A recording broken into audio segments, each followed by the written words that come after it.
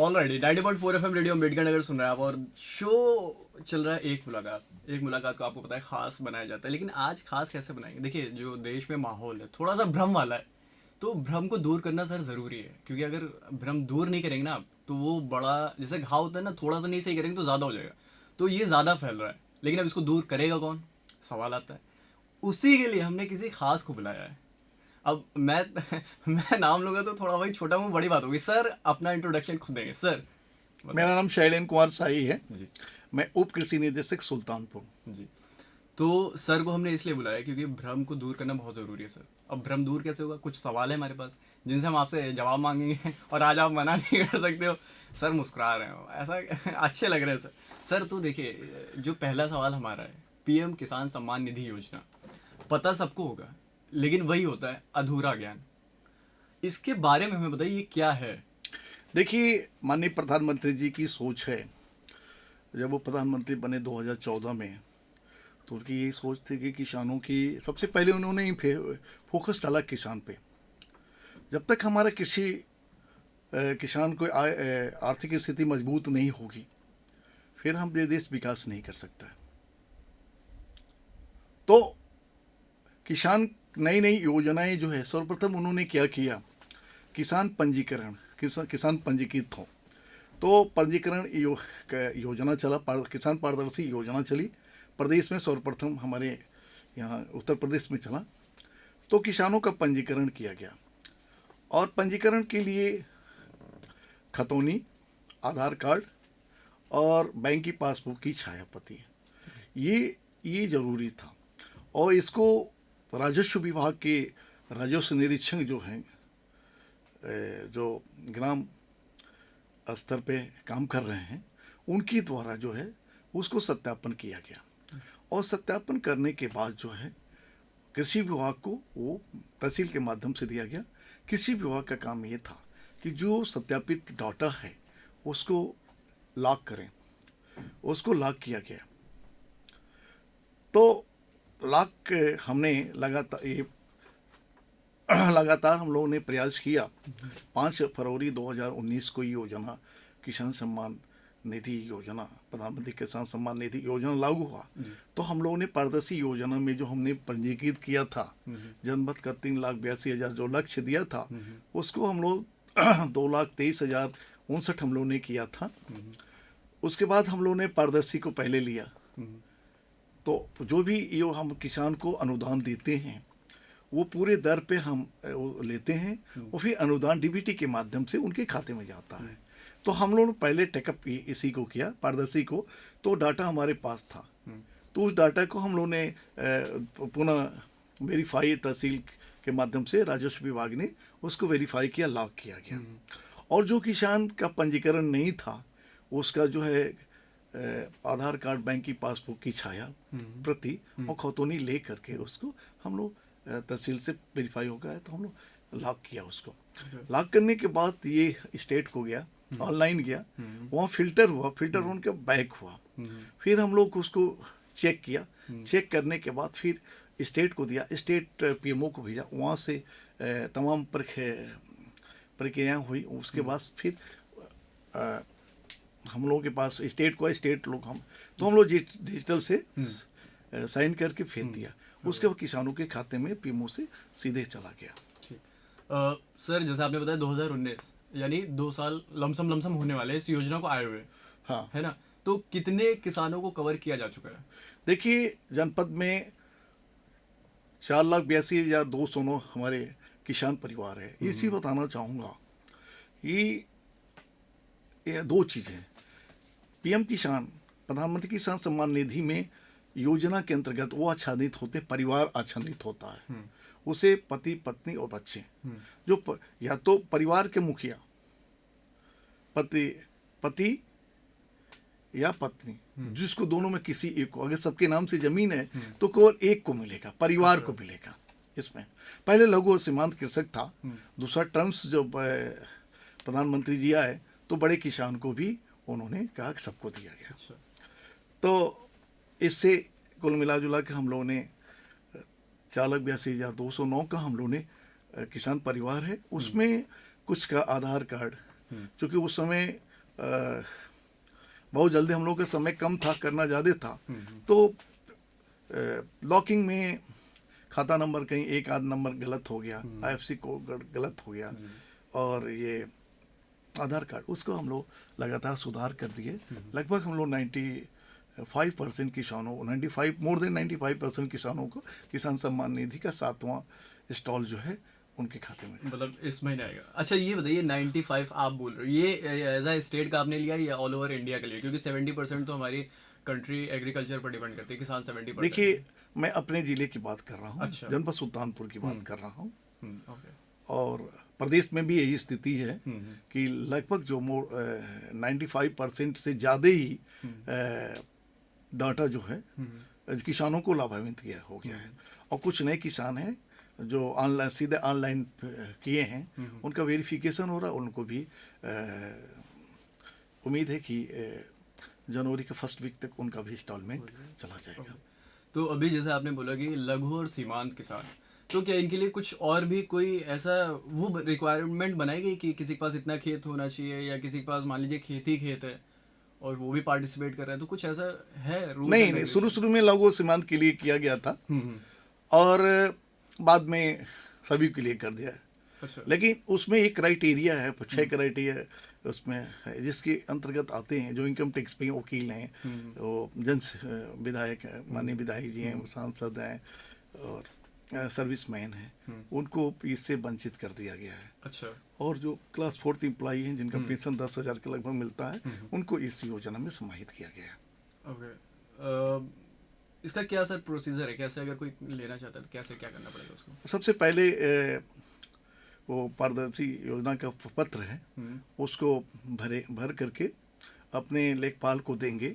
लेखपाल असली सत्यापन करेंगे और अपने खतौनी से इनका मिलान करेंगे कि ये इनके पास जमीन है कि नहीं। अच्छा। मेन चीज जमीन है इस पे। जब आपके पास उस व्यक्ति के नाम से जमीन है कि नहीं, और परिवार, 2 चीजें हैं। जैसे हम लोग 4 लोग हैं, तो चारों लोगों के नाम से जमीन है, पिता के है, माता के नाम से, मेरे नाम से भी है, तो हमको नहीं मिलेगा, केवल एक को मिलेगा। PM किसान के अंतर, प्रधानमंत्री किसान सम्मान निधि के अंतर्गत केवल परिवार को मिलेगा, एक को मिलेगा। परंतु अगर पारदर्शी योजना की तरफ जाएं, कृषि विभाग की अन्य योजना की तरफ हम जाएंगे, तो इंडिविजुअल को लाभ मिलेगा। ये इसमें मतलब इंडिविजुअल को नहीं है, अगर फैमिली में 4 मेंबर हैं, तो जो वहाँ का मुखिया होगा जो, तो वो उसका लाभ ले सकता है, वो उसी को मिलेगा। वो कोई भी हो सकता है, वाइफ हो सकती है, हाँ, हस्बैंड हो सकता है, एनी हो। अच्छा, एक चीज़ और सर मैं ये पूछना चाहता था, जैसे बाउंडेशन भी एज की है क्या? नहीं, कोई बाउंडेशन नहीं।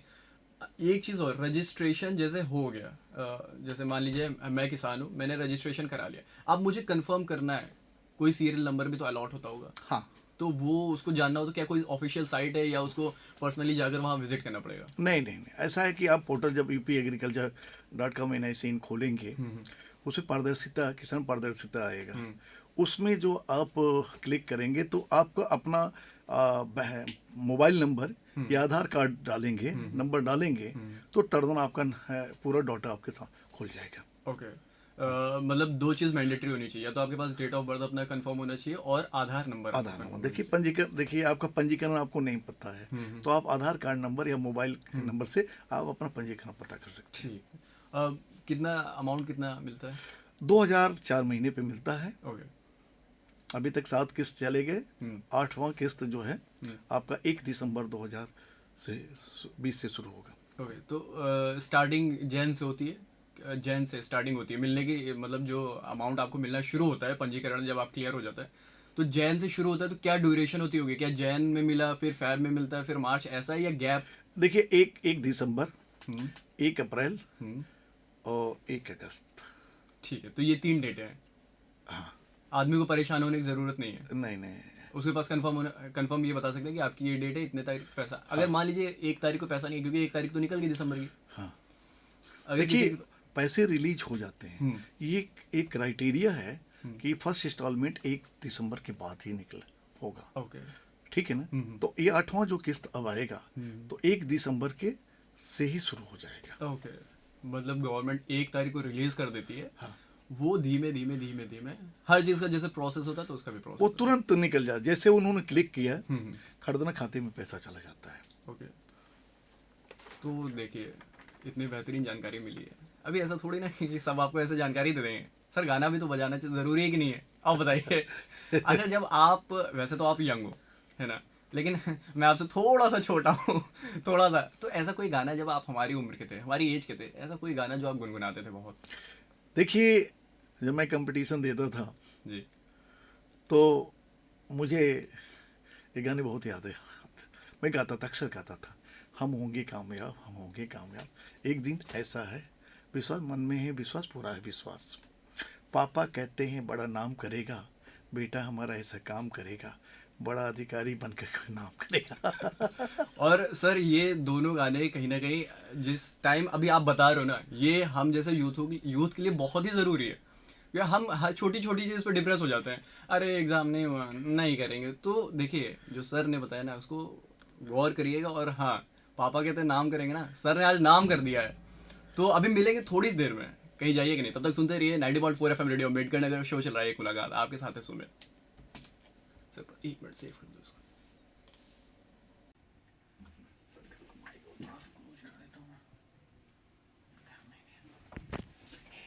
चले रेडियो अम्बेडकर नगर 90.4 एफएम सुन रहे हैं आप, और शो चल रहा है एक मुलाकात। और मुलाकात में कौन है आप सभी को तो पता चल ही गया होगा, और सवालों का सिलसिला जारी है। लेकिन अब वक्त है जनता के सवालों का।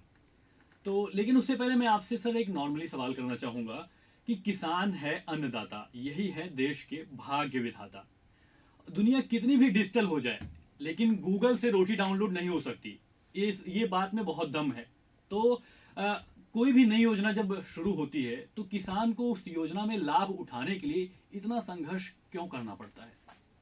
देखिए, कोई भी योजना लागू होती है तो उस योजना के प्रचार प्रसार जो जरूरी है, जी और प्रचार प्रसार एक ऐसा माध्यम है कि जिससे किसान को किसी भी योजना की उसकी उद्देश्य क्या है, उसकी रणनीति क्या है, जी इसको जानना जरूरी होता है। इसलिए गोष्ठियों के माध्यम से, किसान पाठशाला के माध्यम से और मेलों के माध्यम से उनको प्रचार प्रसार किया जाता है, जी और इससे प्रचार प्रसार किया जाता है, किसान को जागरूक किया जाता है तो जानकारी के लिए। फिर भी किसान को जितना सम्मान मिलना चाहिए, कहीं कहीं ऐसा हमें लगता है कि उतना उस हद तक उन्हें नहीं मिलता है। क्या मैं एक और सवाल पूछना चाहूंगा कि क्या कोई भी किसान आपसे आपके ऑफिस में डायरेक्टली मिल सकता है या मिल पाता है? देखिए, मैं जहाँ तक बताना, मैं जनपद सुल्तानपुर में आया हूँ। मैं public service commission Uttar Pradesh में जी सेलेक्ट हुआ। मैंने एग्रीकल्चर को अपना प्रिफर, एग्रीकल्चर सर्विस को प्रिफर किया। जी तो मैं एग्रीकल्चर से पढ़ा था। मैं एक खेती बाड़ी परिवार से आया हूँ, जी तो मुझसे अच्छा किसानों की समस्या नहीं जान सकता। बिल्कुल। तो मैं, कोई भी किसान हो तो मैं किसान को हमसे कभी भी किसी समय मिल सकता है, कोई इसके लिए रोक टोक नहीं है। बिल्कुल। और आपको बता रहे हैं कि जब से मैं आया हूँ, प्रयास किया हूँ, सभी किसान से मिलता हूँ। बिल्कुल। और मैं जैसे गाड़ी से उतरता हूँ, किसान है तो मैं सबसे वहीं पे गेट पे ही पूछ लेता हूँ, भाई क्या समस्या है, कैसे आए हैं आप। बिल्कुल। और तो वहीं से वहीं मैं उनका समाधान करते रहता हूँ। एक बात और बताना चाहूँगा कि मेरा नंबर जो है लगभग सुल्तानपुर के सभी किसानों के पास है। ये बहुत अच्छी बात है। और किसान जब मुझे या कोई भी व्यक्ति मुझे फोन करता है, तो मैं अगर यदि मीटिंग में हूँ या कहीं व्यस्त हूँ, तो मैं बाद में जब फुर्सत होता हूँ तो कॉल बैक करता हूँ और किसान को सेटिस्फाई करता हूँ। उसकी जो भी समस्या होता है उसको टाल मटोल ना करके उनकी समस्या पे को देख सुनता हूँ और उनका समाधान करता हूँ, जिससे एक कृषि विभाग के प्रति किसानों का जो खिंचाव है, लगाव है कि हमारा जो है ये कृषि विभाग किसानों विभाग है, हम वहाँ जाएंगे, मेरा सुना जाता है। और मेरा मानना ये है कि हमारा पद तो उप कृषि निदेशक है, बिल्कुल, परंतु हमारा भारतीय संविधान अधिनियम 1950 की धारा अनुच्छेद 311 में कहा गया जी, we are public servant. Okay. तो पब्लिक मतलब समझिए कि जनता हुआ, और सर्वेंट मैंने सेवक कहिए, नौकर कहिए। हम जनता के नौकर हैं, हम जनता के सेवक हैं। हम जनता की सेवा करने के लिए हम ये नौकरी कर रहे हैं। दूसरी बात ये है कि भारत सरकार और उत्तर प्रदेश सरकार के हम प्रतिनिधि हैं।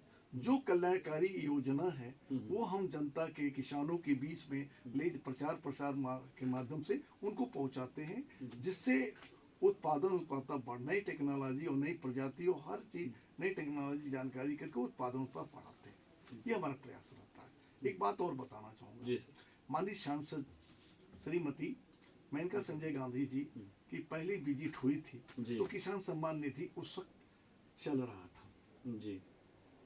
तो उन्होंने किसान के बीच में पूछा तो उन्होंने कहा कि ये कि किसी हुआ का, तो उन्होंने एक ही बात किसान भाइयों ने बहनों ने कहा कि हमारे डिप्टी डायरेक्टर ऐसे नहीं, सेल्फ नो रिकमेंड से इट इज द रियलिटी है।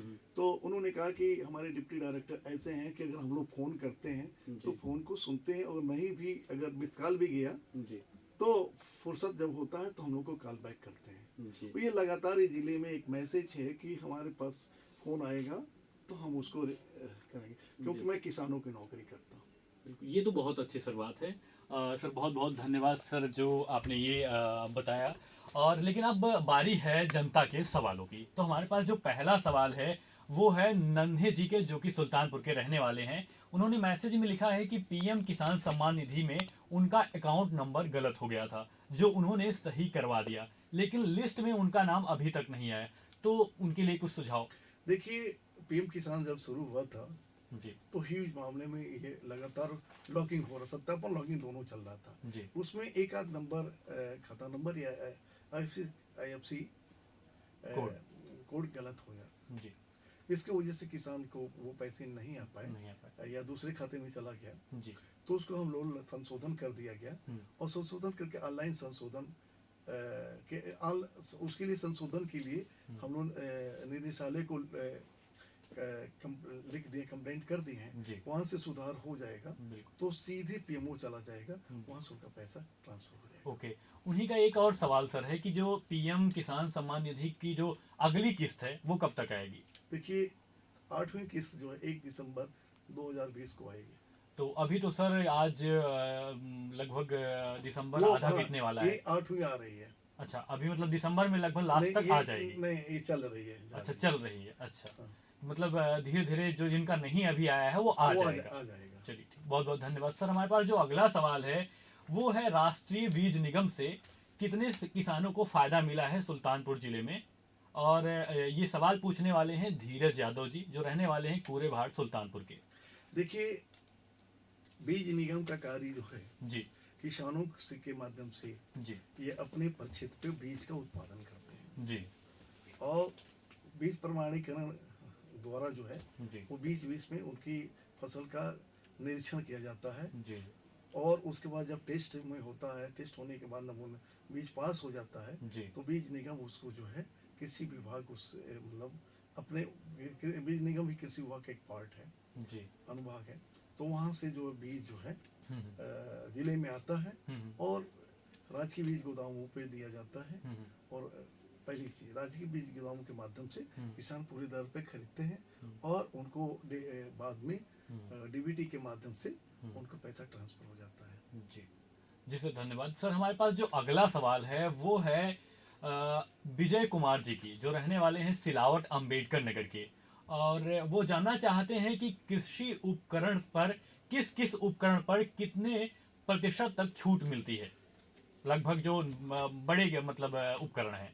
मोटे तौर पे मैं बताना चाहूँगा जी कि जो रोटावेटर है, थ्रेशर है, लेजर लैंड लेवलर है, जी, आपका लेजर लेवलर में 1,25,000 है जी, रोटावेटर में 50 लघु सीमांत कृषक के लिए जी, आपका 50% है जी, लघु सीमांत और महिला अनुसूचित महिला के लिए 50% है जी, बाकी बड़े किसान के लिए 40% है। जी सर। कस्टम हायरिंग सेंटर के लिए जो है जो इंडिविजुअल है तो उसमें 40% जो है सब्सिडी है। जी, जो 14 से 15 लाख का हो 10 लाख की योजना है, 40% सब्सिडी है।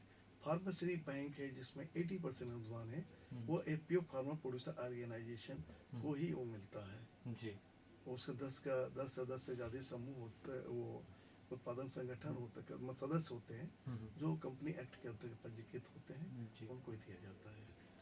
और फूड स्पेयर जो है 50% है, और बाकी सभी यंत्र हैं जिसमें 50% के लगभग अनुदान दिया जाता है। दिया जाता है। जी सर, धन्यवाद सर। हमारे पास जो अगला सवाल आया है वो तो बहुत ही ज़्यादा इम्पोर्टेंट है, और सवाल सुनेंगे तो सबको लगेगा कि ये जो सवाल है ये इन्हीं का सवाल नहीं है, ये सब किसानों का लगभग सवाल है। और जो ये सवाल भेजने वाले हैं उनका नाम है राजेश कुमार, सिमरी सुल्तानपुर के रहने वाले हैं। और वो सवाल पूछते हैं, पराली जलाने पर तो सरकार ने जुर्माना और रोक लगा दिया, लेकिन इसका जो समाधान है वो कौन बताएगा?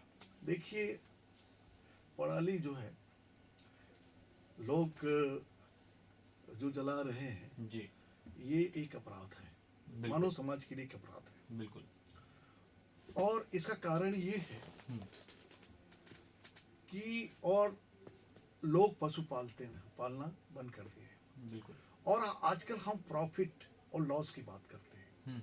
सारे रिलेशन में हम प्रॉफिट, आपसे हमारा संबंध रहेगा तो क्या प्रॉफिट होगा, आपसे संबंध रहेगा तो क्या हमारा लॉस होगा। तो प्रॉफिट और लॉस पे ही रिलेशन डेवलप चल रहा है, आजकल चल रहा है। बिल्कुल। तो हम अपने, जिससे हमें दूध नहीं मिल रहा है, जो हमारे लिए यूजफुल नहीं हुआ है, जैसे नई टेक्नोलॉजी आ गई, ट्रैक्टर आ गए, ट्रैक्टर से जुताई बुआई हो रहा है, तो यंत्रों से हो रहा है, तो लोगों के दिमाग में ये कर गया कि हम सब ट्रैक्टर से कर ले रहे हैं। लेकिन पशु भी हमारे जैसे मैं मेरी अपनी एक सोच है कि कृषि पशुपालन उद्यान ये एक परिवार है। जहाँ तक मैं मानता हूँ, कृषि हस्बैंड है तो पशुपालन पत्नी है, और उद्यान जो उसके बच्चे हैं जी। और बाकी जो है उसके रिलेशन। तो जब वेस्टर्न कल्चर आया, जैसे यंत्रीकरण हुआ, तो धीरे धीरे इसमें एक गैप्स हो, डाइवर्स हो गया। तो डाइवर्स हो गया, और उसमें धीरे धीरे लोग जो है पशुपालना कम किए, खेती पना जाकर छोड़ धीरे धीरे कम करना शुरू किए, और सब्जियों खेती, फलों खेती पे डाइवर्ट होते गए। क्योंकि ये एक समय ऐसा था भारतीय संस्कृति में कि एक सम्मान था, बागीचा है, अपने खेत की सब्जी, अपने बागीचे के फल, अपने बैल जो था, शादी विवाह होता था तो हम लोग देखते थे कि पशु एक किसके के दरवाजे पशु है कि नहीं, तो दूसरे लोग का जिसके यहाँ शादी विवाह के लिए आते थे तो उसमें जो पशु उसके दरवाजे बांध दिया जाता, एक बहुत बड़ी संपत्ति थी। जैसे जैसे लोग प्रॉफिट लाभ के चक्कर में पड़ने लगे, तो किससे क्या प्रॉफिट है, हर रिलेशन में देख लीजिए, हर रिलेशन में तो पशु को ये छोड़ देते हैं, ये छुट्टा है, ये है। लेकिन लोग अपने जिम्मेदारियों को और कर्तव्यों को निर्वहन न करके अधिकार पे ज्यादा केंद्रित है। तो अगर ये छुट्टा और तमाम तरह की जो भी इसको छोड़ देने से, रासायनिक खादों का प्रयोग करने से, दवाओं का प्रयोग करने से तमाम तरह की बीमारियां घर कर जा रही हैं। इसलिए नितांत ये आवश्यक ये है कि कोई छुट्टा पशु नहीं, छुट्टा ये हम छोड़ रहे हैं, हम अपने को अपने स्वार्थ में छोड़ दे रहे हैं, और इससे अन्य का फसल नुकसान हो रहा है। भाई पापी पेट का जो सवाल है, हम भूखा रहेंगे तो कहीं ना कहीं चोरी चमारी गिरकटी करेंगे, तो वही पशु के साथ है। तो आप छोड़ देते हैं तो कहीं छिपा रहता है, जब आप सो जाते हैं तो अपना पेट भर लेता है हरे हरे चारों से।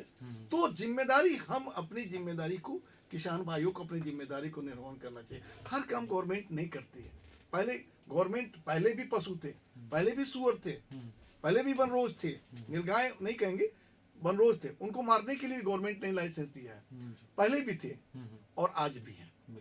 और आज इसलिए ज्यादा है कि हम अपने खेती के तरफ डाइवर्ट हो रहे हैं, और नहीं होता है। एक देहाती कहावत है, बच्चों को जब नाराज हो जाते हैं, कुछ खिलाना होता है तो कहते हैं, आरे आओ पारे आओ, नदिया किनारे आओ, सोने के कटोरिया में दूध बात लेता, हे चंदा मामा दूध बात लेता, हमारे बाबू के मुंह में खटक खटक खटक। तो लोग चाहते हैं कि कंप्यूटर कुछ करे नहीं, हमें रिजल्ट मिले। तो इस कारण से पशु को जब हम भगा दे रहे हैं तो ब्लड प्रेशर, शुगर, तमाम तरह की बीमारी हो रही है। ठीक है ना। तो हर चीज गवर्नमेंट तो नहीं करेगी, हमको भी करना है। सुभाष चंद्र बोस जी ने कहा था, तुम मुझे खून दो, मैं तुम्हें आजादी दूंगा। तुम मुझे समस्या दो, किसी युवा कहता है कि तुम मुझे समस्या दो, मैं उसका समाधान करूंगा और उसका आपका उत्पादन तुरंत बढ़ाऊंगा। परंतु अब गवर्नमेंट ने क्या किया, नकेल कसने के लिए हर पशु का जो है टैगिंग हो रही है, किसका पशु है वो दे रहा है। आने वाले समय में साल भर 1.5 साल बाद आप पशु छोड़ेंगे तो इससे आप पराली जला रहे हैं, मतलब कि पशु का भी आधार कार्ड बन रहा है। अब हटेंगे, हाँ आप समझिए। अब देखिए ऐसा है कि जब किसी दूसरे के आहार को आप जला देंगे तो भाई वो भी तो कुछ करेगा। तो होता ये था कि जो फसल लेते थे अन्न हम ले लिए और फसलों के अवशेष को हम पशु को काट के चारे के रूप में खिलाते थे। बिल्कुल। अब हम पशु को भगा दिया, हम वहां उसको आहार को जला दे रहे हैं। तो जलाने से नुकसान ये हो रहा है कि जिस पे हम खेती करते हैं 6 इंच 8 इंच पे, वहाँ की जो किसान कीट मित्र हैं किसानों के, वो और वहाँ की मिट्टी जो है कड़ी हो जाती है, जिससे उत्पादन पर बहुत बड़ा प्रभाव पड़ता है। और आप यूँ समझिए गीली मिट्टी को अगर आग में डाल देंगे तो वो ठीकरा हो जाएगा। ईंट क्या है, मिट्टी से ही तो ईंट है। वो आग को जलती हुई आग में उसको रख देते, पक जाता है, ईंट हो गया। तो इस तरह वहाँ ये भी एक बहुत बड़ा कारक है जलाने से। तो इसलिए गवर्नमेंट ने इसको रोकने के लिए 2500, 5000 और 15000 तक इनको अर्थदंड और साथ में FIR। इससे पोल्यूशन हो रहा है, मानो स्वास्थ्य रोग भी बढ़ रहा है। तो इसलिए एक जरूरत इस बात की है कि हम किसान भाइयों से, सम्मानित किसान भाइयों बहनों को ये संदेश देना चाहता हूं, अनुरोध करना चाहता हूं कि लाभ और प्रॉफिट का पशु के साथ अबोध जो बोल नहीं पा रहा है उसके साथ जो है लाभ हानि की गणित न करें, उसको पालें और रखें और अपने उसके गोबर से, मलमूत्र से जीवामृत बना करके खेतों में डालें। जैसे सुभाष कालेकर साहब ने ये कहा है, 0 बजट की खेती। अगर एक देसी गाय से हम 30 एकड़ 10 से 30 एकड़ तक खेती कर सकते हैं और वो जैविक खेती कर सकते हैं, भारतीय प्राकृतिक खेती कर सकते हैं, तो उससे स्वास्थ्य भी ठीक रहेगा, पोल्यूशन भी ठीक रहेगा, मृदा की संरचना भी ठीक रहेगी। इसलिए ये लोग अपने आप इसको रोकिए, खुद दायित्वों का निर्वहन कीजिए। गवर्नमेंट आपकी समस्या के समाधान करने के लिए प्रयासरत है। घेर बाढ़ से भी ज्यादा लाभ होगा नहीं। हम लोगों ने आया था भारत सरकार से 2017 में कि कितना दलहनी और ये नुकसान हो रहा है, उसके लिए हम लोगों ने लिख कर दिया था कि ये नुकसान हो रहा है। गवर्नमेंट इस पे प्रयास कर रही है, हम सब प्रयास कर रहे हैं, परंतु हमारा प्रयास तभी सार्थक हो, गवर्नमेंट का तभी सक्सेस हो सकता है जब आप कदम में कदम मिलाकर चलेंगे, तभी सक्सेसफुल हो सकता है कोई भी योजना हो। और इसके लिए एक चीज और बता, डीकम्पोजर को 200 लीटर पानी, 1 लीटर पानी में 200 लीटर पानी में डाल करके स्प्रे आप करेंगे तो वो जो अवशेष फसल के वो इसी में सड़ जाएगा और कार्बनिक खाद के रूप में परिवर्तित हो जाएगा और मृदा की संरचना बदल जाएगी। ये तो ज़्यादा अच्छा इंफॉर्मेशन तो ये है कि लोग उसमें डिकम्पोजर डालें जिससे वो खाद में कन्वर्ट हो जाएगा। उसको निःशुल्क किसी को दे रहा है। ओके, ठीक है सर, बहुत बहुत धन्यवाद सर। हमारे पास जो अगला सवाल है वो जैसे हमारे खेतों को नीलगाय और छुट्टा पशु, जंगली सुअर द्वारा नुकसान पहुंचाया जा रहा है, तो इसके लिए क्या खेतों को घेरने के लिए कोई योजना सरकार ने चलाया है? और जो ये पूछने वाले हैं मिस्टर विनोद सिंह जी हैं, सेरा जलालपुर अंबेडकर नगर के निवासी। देखिए, गवर्नमेंट लगातार किसानों के उत्पादकता के तरफ, उनके अच्छे भविष्य के लिए और 2022 तक उत्पादकता बढ़ाने के लिए प्रयास कर रही है जी। लेकिन सब कुछ अगर गवर्नमेंट ही करे तो हम क्या करेंगे? बिल्कुल, हम सारी सुविधाएं आपको दे दें, गवर्नमेंट सारी सुविधाएं दे दें, हम उसका इम्प्लीमेंट आप नहीं करेंगे तो ढाक के 3 पात रहेंगे। आप अपनी जिम्मेदारियों से, सम्मानित किसान भाइयों बहनों को मैं अनुरोध करना चाहता हूं कि अपनी जिम्मेदारियों से अपने को दूर मत करें।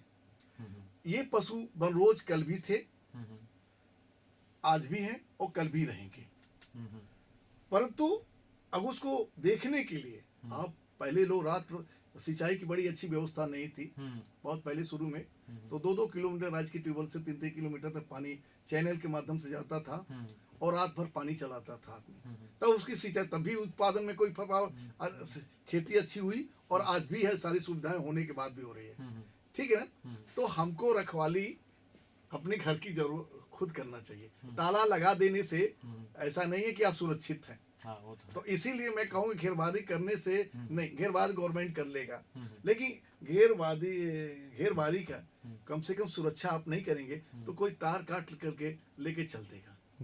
ठीक है ना? बिल्कुल तो आप अपने दायित्व और कर्तव्य का निर्वहन कीजिए, बाकी तो गवर्नमेंट आपके साथ ही है, बिल्कुल। पीछे खड़ी है। जी सर, बहुत बहुत धन्यवाद सर। और सवालों का सिलसिला जारी है और हमारे पास जो अगला सवाल आया है वो है राम सहाय जी का, जो रहने वाले हैं बौरा सुल्तानपुर के।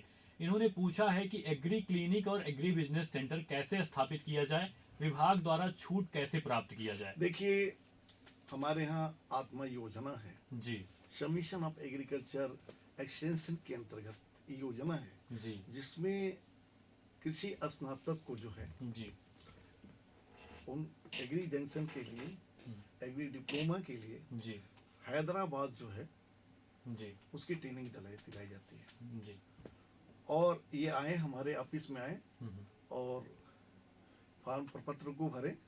मैं कृषि विभाग जो है इनको निःशुल्क जो है उनको डिप्लोमा की डिग्री दिला करके जी और उनकी जो शॉप जो है इस्टेब्लिश कराते हैं, उसमें सब सब्सिडी के माध्यम से, जैसे एग्री जंक्शन है, एग्री जंक्शन का ही एक पार्ट है। जी जी बहुत बहुत धन्यवाद सर।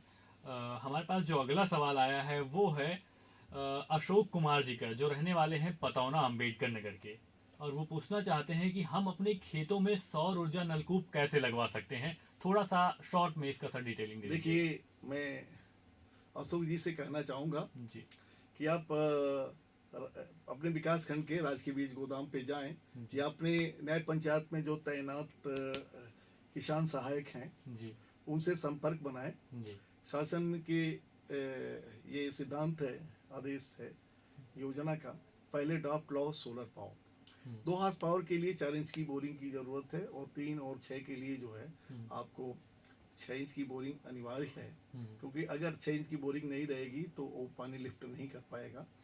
और इसके लिए आपको 2 हार्स पावर और 3 हार्स पावर के लिए 75% सब्सिडी है, अनुदान है, और आप कृषक अंश 25% वो संबंधित कंपनी के नाम से आप राजकीय बीज गोदाम पे जाएंगे जी तो वहाँ पे या क्षेत्रीय कर्मचारी से अपने पूछेंगे तो वो आपको प्रपत्र दे देंगे, भर करके आप वहाँ पे ड्राफ्ट सहित उप कृषि निदेशक या ब्लॉक पे आप दे देंगे, उप संभागीय से प्रसार कार्यालय आपके यहाँ जो भी अम्बेडकर नगर में हो वहाँ दे दें, उप कृषि निदेशक कार्यालय में आप दे देंगे तो वो पोर्टल पर फीड हो जाएगा और संबंधित कंपनी आ करके आपके यहाँ वो इंस्टॉल कर देगी। जी सर, बहुत बहुत धन्यवाद आपका सर, आज आपने इतना मूल्यवान समय दिया हमें। सुमित रिकॉर्ड कर ले वो आ गया सर, ये नीचे सर जो एकदम नीचे वाली लाइन है सर, तो